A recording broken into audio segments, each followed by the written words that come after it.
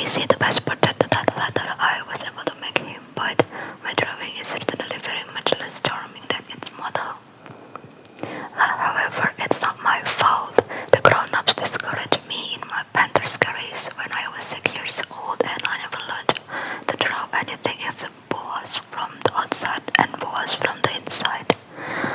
Now I stared at this sudden apparition with my eyes barely starting out of my head in astonishment. Remember, I had crashed in the desert 1,000 miles from any inhabited region, and that my little man seemed neither to be straying unsteadily among the sands, nor to be fainting from fatigue or hunger or thirst or fear.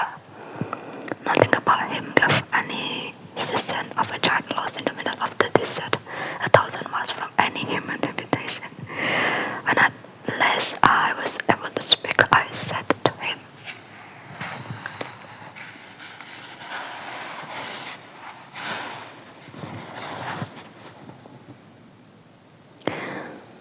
"But what are you doing here?" And in answer, he repeated very slowly, as if he were speaking of a matter of a great consequence, "If you please, draw me a sheep. When a mystery is too overbearing, one dare not disobey, absurd as it might seem to me, 1,000 miles from any human habitation and in danger of death." I took out my pocket a sheet of paper and my fountain pen, but then I remembered how my studies had been concentrated on geography, history, arithmetic, and grammar, and I thought the little chap a little crossly too, that I did not know how to draw. He answered me, "That doesn't matter. Draw me a sheep."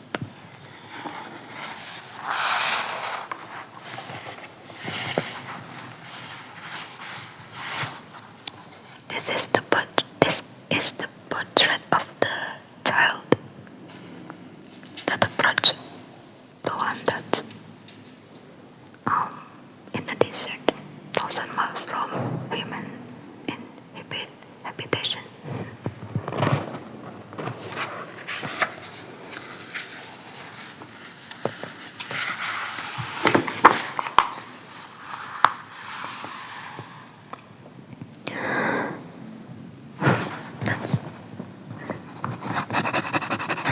This is good. But I had never drawn a sheep, so I drew for him one of the two pictures I had drawn so often. It was that of the boa constrictor from the outside, and I was astounded to hear the little fellow greet it with, No, I do not want an elephant inside a boa constrictor." Okay, that's a boa constrictor is a very dangerous creature, and an elephant is very cumbersome. Where I lived, everything is very small. What I need is a sheep. Draw me a sheep. So then I made a drawing. He looked at it carefully. Then he said, "No, this sheep is already very sickly. Make me another." So I made another drawing. My friend smiled gently and indulgently. "You see yourself," he said, "that this is not a sheep. This is a ram. It has horns." So then I did my drawing over once more, but it was rejected too, just like the others. "This one is too old. I want a sheep that will live a long time." By this time my patience was exhausted, because I was in a hurry to start taking my engine apart. So I dusted off this drawing and I drew out an explanation with it. "This is only his box. The sheep you asked for is inside." It was very surprised to see a light break over the face of my young judge. "That is exactly the way I wanted.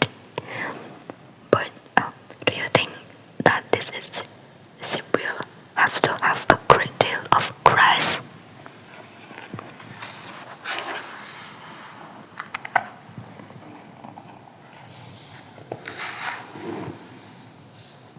"Why? Because where I live everything is very small. There will certainly be enough grass for him," I said. "It is a very small sheep that I have given you." He bent his head over the drawing, not so small that, look, he has gone to sleep. And that is how I made the acquaintance of the little prince. Oh, that's sweet.